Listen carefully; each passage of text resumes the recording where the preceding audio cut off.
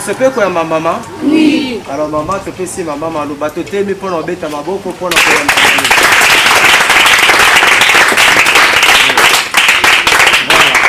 tu vas dire? Non, Majesté. Je voulais dire que j'ai presque pas de mots, Papa Max.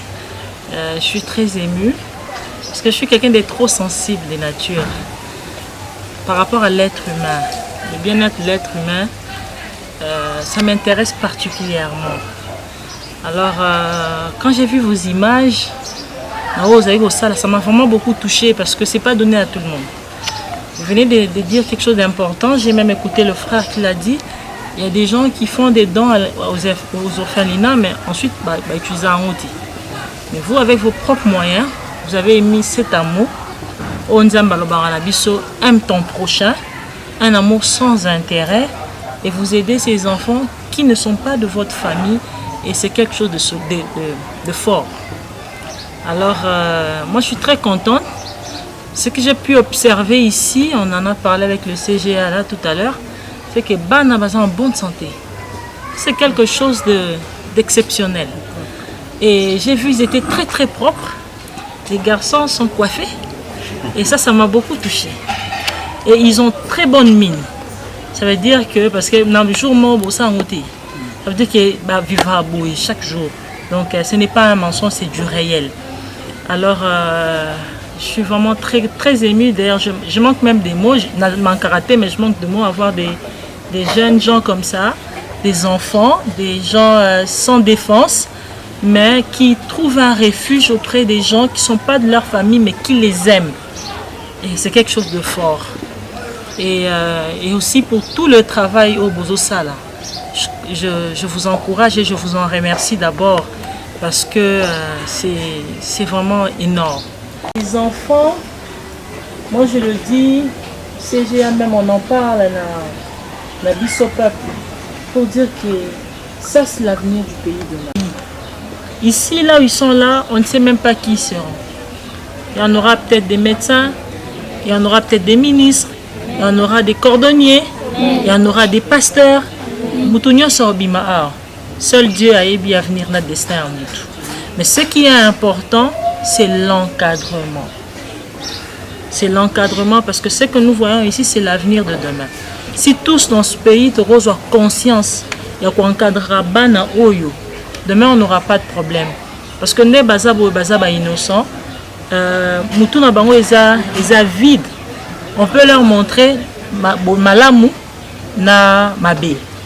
On peut leur montrer aujourd'hui les enseigner en Ndeni Koiba et ne pas les enseigner aussi en Ndeni Koibate ou ko laksa bango Ndeni Kolingamboka ou ko laksa bango Ndeni Kotambola. Tout ça appartient à Ajo. Ce qui Ajo est comme l'âge adulte.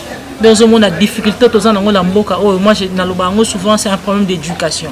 Parce que quelqu'un qui n'a pas reçu une bonne éducation, qui a manqué des valeurs au bas âge, je le vois, Moukolo, même en tant que ministre, c'est facile pour lui de mettre la main dans la poche et de voler. Mais un enfant pareil qui a été très bien éduqué, même s'il a des millions, il aura toujours retenu à Ozoaelo parce que je sais que je ne prends pas. Alors, Moussalo Bosala, c'est un travail très énorme. Et puis, il faut encourager Binobo, continuer, Bolembaté. Je sais que c'est tellement difficile parce que, je pense qu'ils sont plus de 20, je vois, ils sont plus de 20 bouches à nourrir, Kola na bango, Kotanga na bango, maladie na bango, surtout qu'il n'y a pas de subvention des fois à l'État. C'est quelque chose, c'est difficile. Des fois, même ma famille, des fois, comprendre. Aujourd'hui, moi, je suis venue ici, pas en tant que présidente à Bisso Peuple.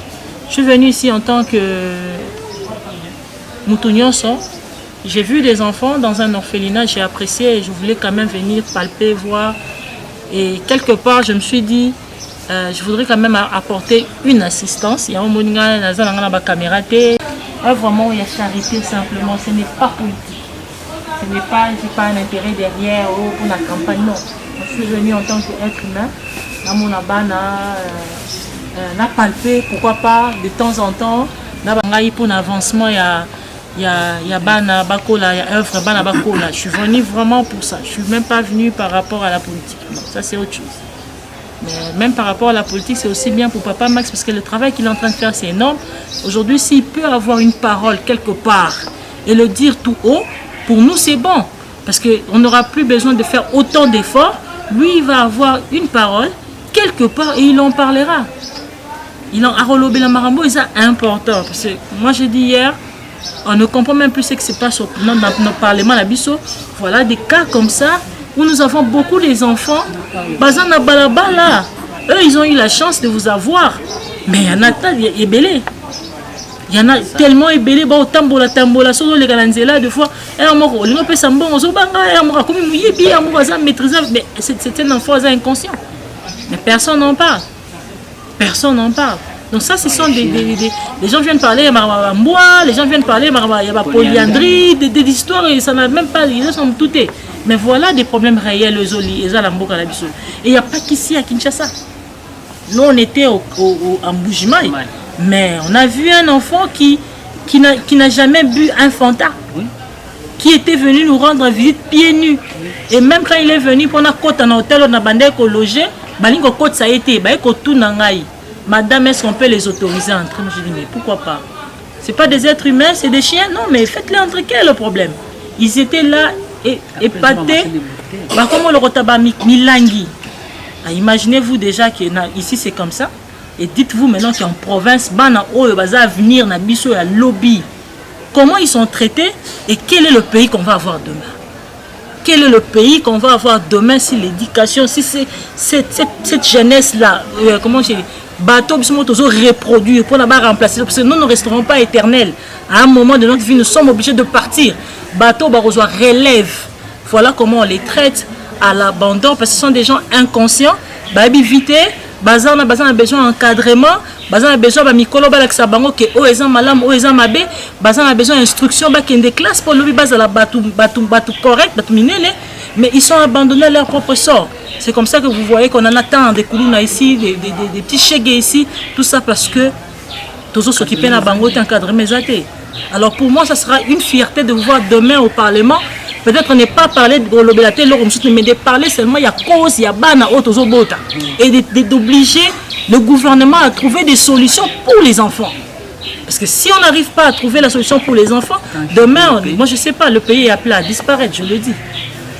Nous on va disparaître et les enfants qui vont rester là-bas, qu'est-ce qu'ils vont produire demain?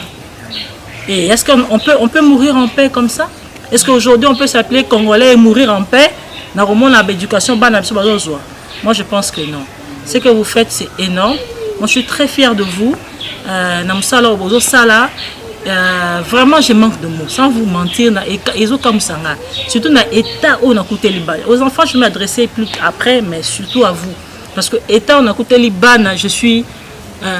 Et comme je vais donner, ça peut être différents orphelinats. Non, mais moi, j'étais quelque part où j'ai vu des gens vraiment très engagés. Et que mbongo ozoya kotika ekokende pambate parce que esango ezali ntango yene eloko esika eloko wana eke koliesa bato oyo bazalaki destiné te. Mais quand on amène un petit rien pour nos enfants, bazwi yango balie yango etongi bango nzoto epesi bango makasi mo moke obino bozali nango mpo botya wana peut-être botindiki yango na makambo mosusu. Et c'est comme ça nous allons nous entraider dans ce sens-là. Et nous allons fournir des efforts parce que ça, c'est quelque chose d'énorme. Moi, j'ai toujours eu cette envie ici. Je pense qu'on en a parlé plusieurs fois avec le CGA depuis. À l'époque, je me disais, si j'ai des grands moyens, je trouverai un très grand espace où je pourrais construire des écoles, des misala, travaux à métier, parce que c'est que moi j'apprécie beaucoup, et même Nabiso Peuple on en parle par rapport à ma formation, parce que tout le monde n'est pas appelé à aller à l'université, il y a des autres fois ça travaux à métier. Et si on pouvait trouver un très grand espace à Mouni Natana Maloukou, construire une grande concession, il y a des classes, il y a des télé de couture, il y a des télé boyé, autant que ça bana gratuitement, et puis après ça, comme na âge il y a diplôme, qui est orienté dans l'université parce qu'ils ne resteront pas éternels aussi dans l'orphelinat. C'est à un certain âge, on est obligé de les orienter et c'est un grand rêve. Et je sais qu'avec l'aide du Seigneur, ça va s'accomplir. Et puis avec vous, parce que ce n'est pas un hasard que moi j'ai eu ces pensées-là il y a peut-être 20 ans et aujourd'hui je me retrouve aujourd'hui dans un orphelinat, chose que je ne me suis pas imaginé le 30 décembre 2022 en passant en 2023. Je ne m'étais pas imaginé que Lelo, en ces 14 mai, je serais à cet endroit, donc ce n'était pas calculé. Alors si le Seigneur m'a conduit jusqu'ici, ça veut dire qu'il y a quelque chose. Et moi, je crois beaucoup au Seigneur. Je sais qu'il y a quelque chose et on fera des grandes choses par rapport à nos enfants parce que nous avons la volonté et l'amour de ce pays. Donc vraiment, félicitations à vous. À mes petits lutins. Je sais que pas Max a dit, il y a de ceux-là qui ont fait 75%, 97%. Vraiment, félicitations à vous. Vous savez, quand je suis en train de vous regarder, je pense à ma fille. Elle a tout, mais elle ne réussit pas à l'école. Vous imaginez? Et je me dis, j'aurais dû l'amener ici. Parce qu'à chaque fois, je lui dis, toi, tu as tout. Je lui dis ça. Je lui dis, j'aurais dû l'amener. À un moment, j'avais pensé l'amener, hein, ma petite fille. Elle aurait dû venir ici. Il faut voir. Regardez comment vous vivez sans parents. Aujourd'hui, vous avez des parents, on va bien adoptés, qui vous ont donné de l'amour. Ils vous ont donné leur temps. Mais vous faites des très bons résultats. Moi, je suis très fière de vous. Merci. Alors, dites-vous que de temps en temps, quand j'ai du temps, je commencerai à venir ici, partager des repas, pas avec tout ce protocole. Famille, on se rend compte des choses, on se dit des choses parce que vous avez toujours besoin d'écouter, vous avez toujours besoin d'avoir des gens, des modèles. Hein, des modèles de vie pour que lobby ball, comment tu peux dire, ressembler à une telle personne. Parce que je vois là, il y a d'autres, comme déjà Coco là, comme mon ami ici, il y a d'autres qui grandissent déjà, mamie là-bas, et c'est très bien. Tout ce que je peux vous dire, c'est que il faut bien travailler à l'école. Voilà. Voilà, c'est comme ça bien. Il faut bien travailler à l'école. Il faut écouter les conseils. C'est ça, non? Il faut écouter les conseils. Tout ce qu'ils vous disent, c'est bon. Il faut écouter les conseils, il faut être poli, il faut bien travailler à l'école et puis il faut faire bien. On ne se bat pas. Vous savez que moi je ne me bats pas. Moi je ne me bats pas. Même si tu me provoques, je ne me bats pas. Je n'insulte pas les gens. Ce sont des choses que j'ai appris de mes parents. Et on aime son pays. Vous comprenez? Donc, Papa Max fait un grand travail. Mais à vous, tout ce que je peux vous demander, c'est d'être à l'écoute et de bien travailler à l'école. C'est important pour votre vie. C'est comme ça, non? Je suis très impressionnée, surtout quand je vois des petites comme ça. Hein, Papa Max? Alliance. Des petites comme ça. Donc, je me demande même comment quelqu'un peut se détacher des enfants. Mais bon, la vie, elle est comme elle est. Hein, mais bon. Mais c'est merveilleux. À vous, je vous demande vraiment de bien travailler à l'école, d'être des bons enfants. Et quand vous travaillez bien à l'école, vous êtes des bons enfants. Moi, je commencerai à venir ici pour rendre visite, vous apporter des cadeaux.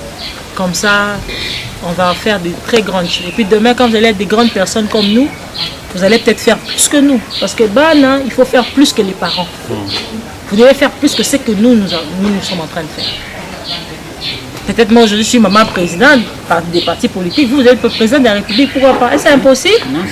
Si tu as bien appris, comme moi je le dis, quand tu as bien appris à l'école, tu peux tout faire. Il faut bien apprendre. C'est comme ça? Merci Papa Max. Voilà, merci.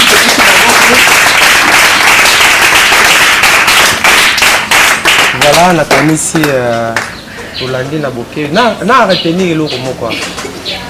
Nana kangi eloko moko. Oui. Oui fils, okangi nini? Nana kangi le maman le dit ya. Comme on a fait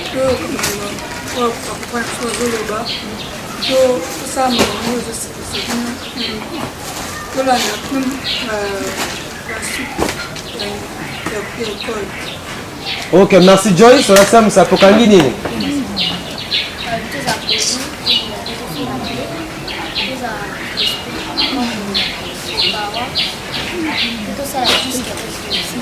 Très bien. Nana Kangeli Soussou. Ya Christine. Merci pour la parole. On a gagné les mamans lobby. Abi biso tozala plus que bango parce que nga na cause na cause ngala zala koleka ndenge mama. Voilà Mutasuka Nana Kangeli Soussou loko. Oui, Nana Kangeli loko lisusu. Oui, Rasconi. Merci pour la parole. Na kangi vraiment ndenge pe mama lobi na ndeba kena na mbujima ba monaki mwa boya yako akota kuna soki abanda ko boya ko kotisa bala senga permission mais elle peut la semaine maman alobi pour niveau kotisa te pas ça mutu botika elle peut na retenir ngwana yo pe na sepele to beti mabongo makasi. Voilà maman président national, il y a biso peuple, c'est difficile au Kabolo na biso peuple, c'est difficile pas mbaté. Ndeto baki vision ya biso peuple na ya partage ton père eza penda eloko moko. Et nga na yebi que na leadership na yo na management na yo nous arriverons pour récupérer le ministère Affaires sociales. Et voilà ça au moins lelo comme ministre à justice. À la juriste de formation. Donc on a pasteur Ferdinand. On a biso peuple tous en assistance sociale. Donc là c'est notre ministère. D'office c'est nous biso peuple qui devons diriger ce ministère. Et nous croyons que le management, le leadership efficace, ça morceau à biso. Bon moni biloko mama ye mabo pambate et c'est dit non que tabananga. Tanga bisenga azwa na komeleke bienvenue chez vous. La comment était bienvenue chez nous, la comment qui bienvenue chez vous, puisque maman zota banaï. Depuis on a biso angwana soko otali, depuis un temps, tout a versé un moment difficile. Depuis un temps, ba Minerva les alliés net tout de donner. Il y a quelqu'un qui de ma bengane, ba biso ma bengane pour la Minerva et bukanga degré 0. Et bukanga etanga manabi bon. Zala calme Dieu pouvoir. So koti kuno mona pe biso kolia ndenge ya ndako ete kolia katelemo te bamba yebi toza reconnaissant ega ba mamoyo musabo akolia eza ya komeka te mwana lia toni kolia so mwana za konda se kabeli po mingi ba to bela mikoeli kawa otoika lokwa ba boni na centre de santé mo ezalaka. Donc tant na moni biloko je me dis c'est la réponse de Dieu. Pour biso bana avant que l'éclat to pesa ba baji ba que en classe c'est mon lot ce biloko awa et ça ya bon pour te rappeler tout matali polo et vous voyez tant ça bino que nzamba yo ka bino dernièrement na biso bamboko ta prière nzamba sima mitema ba to bana biloko on a ma présente au solata au solaté ngata na ndoto te na ko imaginer qu'il y a awa peut-être ba c'est géant na rondima ba pasteur mais ma présidente atana ndoto vraiment dans ayo yata so ba 2024 kuna mais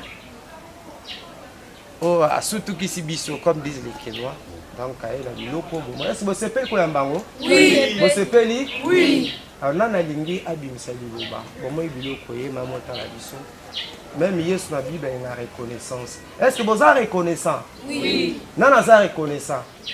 Pas reconnaissant, c'est que vous êtes ici.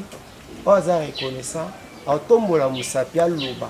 Makambo nzamba tie na mutema na ye pour na maman na biso. Tobaina Rasconi rapidement. Merci beaucoup pour la parole. Merci maman, papa, na besi vraiment merci. Na le kanti malambo zuwa otala biso na journal lelo. Vraiment nzamba lola azona lokum parce que mutame bino na place et puis nzamba pambola bino su nzamba baxela bino nzamba kine na bino su musika nzamba baxela bino nikole belé su na vie nzamba fongola bino su ba porte belé. Merci beaucoup. Voilà, merci Sandra. Sandrine, tu t'adresses à Ndoyi. Ndoyi à maman. On l'appelle Sandrine. Sandrine, non, allez-y. Sandrine, voilà. Merci papa de m'avoir accordé la parole. Maman Sandrine, et notre maman et papa, je viens vous dire merci. Laisse que Dieu vous bénisse, que Dieu vous donne encore beaucoup d'allégie. Quand vous sortez, c'est vraiment que vous sortez avec des bénédictions. Laisse que Dieu vraiment te garde, laisse que Dieu te partage, que vous témoignez, vraiment que vous venez ici, que vous témoignez, que Dieu te partage pour faire pour vous de grandes choses, vraiment. Que Dieu vraiment que soit avec vous, que sa gloire vraiment, que ça vous accompagne, vraiment, que Dieu vous garde. Merci Sandrine. Voilà, Dieu donné dans un mois à Libosa Kota. Yes, c'est le premier. Vraiment. Tout ça, les opération Kaka, et n'a pas décidé. Oui, Dieu donné. Ingénieur, on a vu ça, on a 7e, à Kota 8e bientôt. Merci pour la parole. Napesi maman merci la délégation non Maman Kassi. Napesi maman merci la délégation non sur la kanisa côté côté la biso. Maman za famille za bandi kwa na bato wa ibanda ba ko ko sungana a penser na biso tika tina mapambola protéger azamna mandela na musano ono so singa ndami ndama pesa wa protéger famille qui liboso na ba solo plus au dakina mabanga. Voilà, merci. Merci papa pour la maluba, ma présidente, na délégation nyonso. Elongo na balé qui na to pesa o merci vraiment. El kanismala moni biso biloko leki ebele tikete nzambe na la protéger abatelo abatela pe parti politique et que musika nzamba protéger na communauté. Voilà, nani les sous. Bénis les choses, Dieu te bénisse, te donne beaucoup d'argent. Vraiment. Et bénisse aussi votre enfant, comme va partir, Dieu avec vous, elle vous protège tous les incidents. Voilà.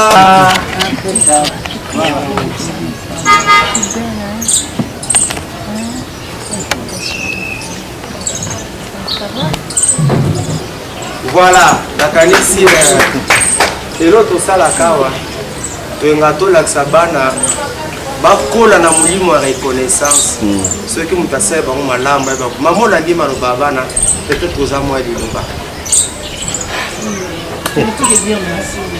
C'est vraiment émouvant. Vraiment émouvant de voir des enfants comme ça. C'est quelque chose. Mais nous sommes pourquoi nous faisons ça? Nous ne le faisons pas avec des arrières forcées, nous faisons avec notre cœur. Parce que nous voulons aussi apporter. Le peu que Dieu nous donne, nous pensons le partager aussi avec Wao Bazani. Demain, c'est Dieu seul qui connaît l'avenir à Banao. Et lui-même qui connaît l'avenir à Bissau. Je voulais ajouter aussi que dans tout ce lot-là, il n'y a pas que moi. Il y a aussi toute l'équipe qui m'a accompagné. Il y a ceux-là qui ont acheté du jus, il y a ceux-là qui ont acheté des chips, il y a ceux-là qui il y a du sucre, il y a même quelqu'un qui m'a donné une enveloppe. Voilà. Une fois de plus, maman, président national, ainsi que délégation Mobimba, je peux dire non merci. J'habite Bandé. Biso peuple, on partage ton pézali mariage, tout tambola nango. Nabi que to bandi et makambo minene ezali boso na biso et to témoigner quand un jour biso peut toza reconnaissant envers bino pour na sans sa sensibilité wana bato ne pas mon année mais akipete sensible makambo ke mbango ndire to ebana ya 10 ans donc bolingo tozwe na biso peuple et ça nous rend aussi faible. Et on sent que la chose est dans le balingakao. Et nous connaissons qui tout coming. Et puis que nous ndako na batu na balinganga. Et tous en kundi make biso peuple lingi biso. Et biso peuple lingi biso peuple. La mayele mukunza mapesa biso na coaching, na management, na leadership na bino. Parce que nzamba so ko ndetoza. Sunza ko ni mutu. Apesa rai mayele le batu nyonso. C'est ça malamu nzambe. Bah côté ba faiblesse ba capacité moto. Ata tona ba professeur à université. Au professeur d'économie. Elle est mais nzambe tanga ota. Yo sozuka parole. Et les cas peut pas faire de là. Sozuka parole, les cas c'est ba ko to ba comme so okoma. Ye mozo kono comme ndenge nini. Mais puisque a on dicté. A on a source. Inspiration 10 on ba to kama to mona ba to ça ba to ko mimia ba tata minene ba gumbama. C'est pas naturel, c'est Dieu lui-même qui fait des choses comme ça. Moi, j'ai déjà tout dit. Ok. Papa CGA. Merci beaucoup, maman. Totondisami na esengo mpona kokóma na ndako oyo mpona bana na biso ndenge tomoni devise na biso elobi tozala na bolingo tosanga na liboke moko tosimba Yesu ndenge balobi Yesu misini totika Yesu te mingi totia mayele na kelasi ndenge kosalaka elobi tokóma lokola mama tokóma lokola papa Max mpe na bamosusu bose sous-estime te bozali bato lokola bato nyonso lokola biso lokola bamosusu nyonso tozala na espoir lobi nzambe akofongolela motu na nzela na ye par rapport na oyo abongisa mpona moko na moko. Bon courage pour na biso nyonso surtout pour na bino et du reste tolingi bino mingi. Merci beaucoup. Une équipe mobile to se na visite na bino donc pour na biso ezambala ya mbokasi sukate et je crois ne bana balobi bo mona ngo ça conclut bobwaki nduma na désert bobwaki na terre aux fertiles bo mona ndenge ekobota puisque nous avons des témoignages à bato baleka donc bo s'inquiéter oyezanda kuna bino musala oyo nzambe nda pesi biso yango nzambe tende totika kala donc lokola nzambe azo accompagner biso je crois qu'il est derrière ça et bon merci en tout cas pour la présence. Papa Belle, un petit mot. Merci beaucoup Ndeko Max pour la malobopé singai. En tout cas, on a remercié la délégation Mobimba, surtout maman, présidente, il y a Biso Peuple.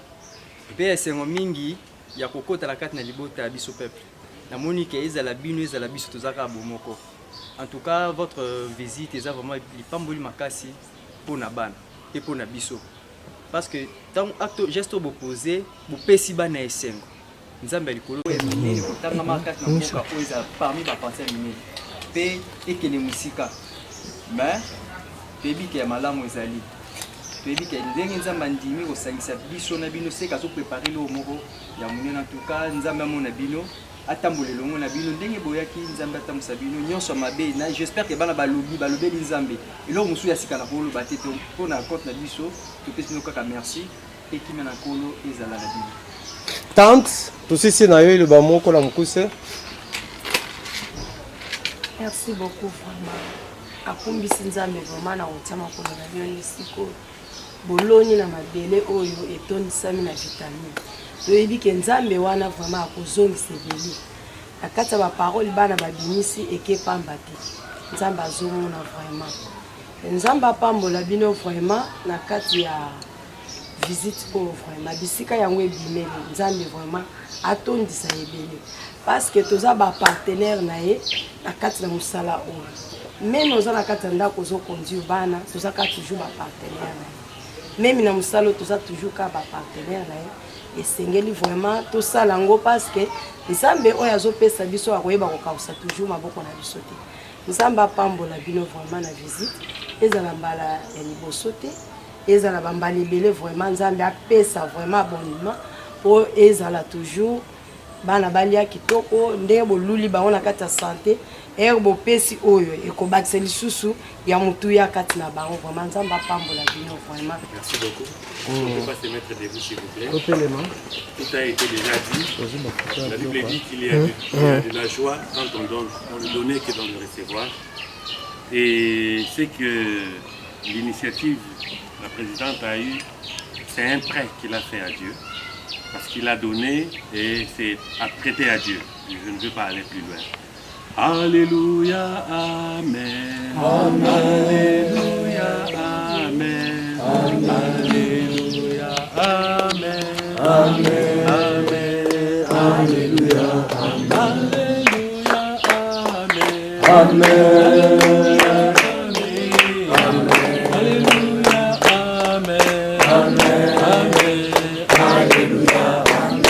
Acclamons Jésus, acclamons Jésus, acclamons Jésus, Amen, Alléluia.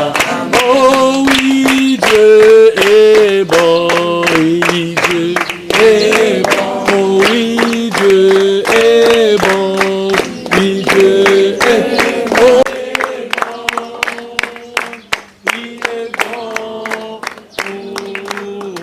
crois que nous, les parents, nous allons prier pour ces enfants.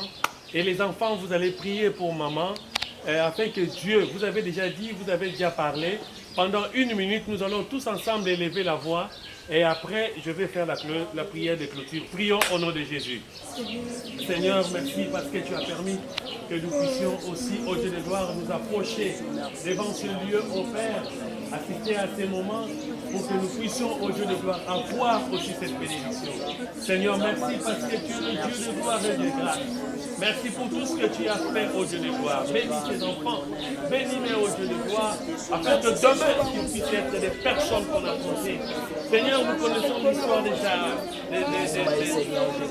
de plusieurs dans la Bible qui ont été Lukwambo la vie na Seigneur, de la kisa ya mille Seigneur, au nom de Jésus. Seigneur, merci, parce que dans la Bible, nous voyons plusieurs qui ont été rejetés, mais à la fin, Dieu de gloire, tu as étonné le monde. Lorsque ces enfants puissent demain ou après-demain étonner le monde. Seigneur, bénis les encadreurs. Bénis aussi maman qui a eu cette initiative, oh Dieu. Seigneur, bénis-le dans tout ce qu'il a fait et dans tout ce qu'il va faire au nom de Jésus. Amen. Amen. Je crois que la présidente va prendre la photo d'abord avec les enfants. Oui. Elle seule avec tous les enfants. Oui. Lokwa liboso tondi nzambe botondi pona mokumba monene oyo apesi epai ya mosali na ye papa Max Mbenga. Tosepeli mingi na ndenge tomoni bana. Tomoni bana bazali na nzoto kolongono, bana bazali balati malamu, bana bango moko baza ko exprimer esengo na elongi na bango. Tosepeli mingi. Mama Sandrine tango akoti awa abosanaki ke ezali ndako oyo bana bafandaka na ndenge oyo toyebela ba orphelinat. Akanisaki ezali ndako bana bazana baboti na bango esika moko. Mais tango amoni bana asololi na bana asoli pe na bandeko bazali awa asosoli ete papa Max na équipe mobima bazosala mosala ya malamu yango tozali na motema ya bomoto, motema oyo ya mawa, motema ya bolingo pona bana oyo tomoni pe tolobi merci mingi pona mosala bozali kosala. Kombo ya mama Sandrine Kaseka tozali koyebisa bango basala mosala na ndenge ya bosembo. Bana oyo bazali elikia ya mboka na biso ya lobi. Soki tobokoli bango na motema malamu, tolakisi bango banzela esengeli lobi ekozala esengo pona biso pe pona mboka mobimba. Soki tokotisi mbilinga na kombo ya bana ekozala mawa mingi pe pasi pona mbuma oyo bana wana bakobimisa lobi. Parce que na kokola na bango bakokola na pasi na motema pe ekozala malamu te pona mboka na biso na mikolo ezali koya. Papa natondi yo botondi na motuna otuni ngai vraiment esengo. Eloko liboso lokola présidente na biso autoloba esengo atondi nango parce que Bible lobi y a de la joie à donner qu'elle à recevoir. Esengo wana etikali biso na mitu. Et puis eloko lengina banda koloba c'est que papa toi na ville à Kinshasa okotambola partout okomona batu bazokanga bokabela bana bosala boye bamusu bazoleka tina banda kwa batu mais okolandela bango en fait mbongo wana ekomaka te résultat eza te bazokozwa biloko batu na babalabala na bamapangu bakomisaka yango te mais tokomi na esika oyo batu oyo baza na souci bazotia makelele ya makasi te ndenge boyokaka na libanda mais bazosunga batu vraiment nzamba pambola bango esengo na biso yango na ezake toye na kati na esika oyo tomoni esika bana bazolala tosololi na bana tomoni bana vraiment esengo tomoni bango baza na santé ya kitoko pourtant bato oyo bazwi likanisi oyo baza ba millionnaire te baza nango ebele te mais yango wana nazosenga te nzamba simba ba oyo baza na makoki bakanisa ministère oyo papa Max asali kati na esika oyo pe apambola mama Sandrine oyo aye lisusu kotia loboko na ye na kati na esika po vraiment ministère oyo ekende liboso. Za na raison orphelinat mususu na tambola et nakoyebisa oyo mukolo mususu nakendeki na orphelinat mususu kotika biloko ngai en tant que pasteur na musala na biso oyo komona ke bazoluka bana ya quartier koluka bazobenga bato koluka boya bayamba pa ya bakoya bino na tango bobimi batola bapanzani depuis jour wana na chaka na ebisaka ndeko tosalaka na ye bongo te mais awa toye kokuta bato baza na makanisi ya sika baza na posa ya kosunga tala bato au ministère affaires sociales tala bato au l'état même mokolo mosusu posa na ngai mama Denise oyo asungaka papa mokolo mosusu peut-être aya kobeta tour na papa bango mibale baya kobeta ta tour bakota kati na esika oyo eza kaka papa mokonzi ya mboka te mais eza mpe na bato ebele bakonzi ebele baya kokota kati na esika awa toza na avenue du parc.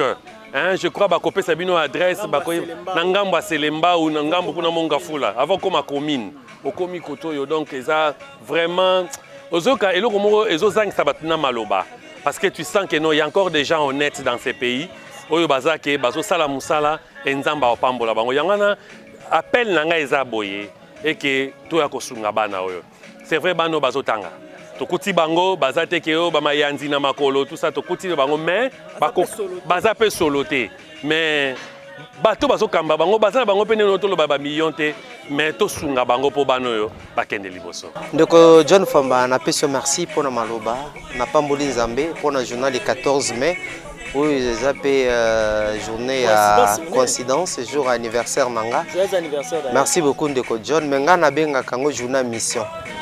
Anniversaire c'est bon, je suis né le 14 mai, c'est plus la journée mission.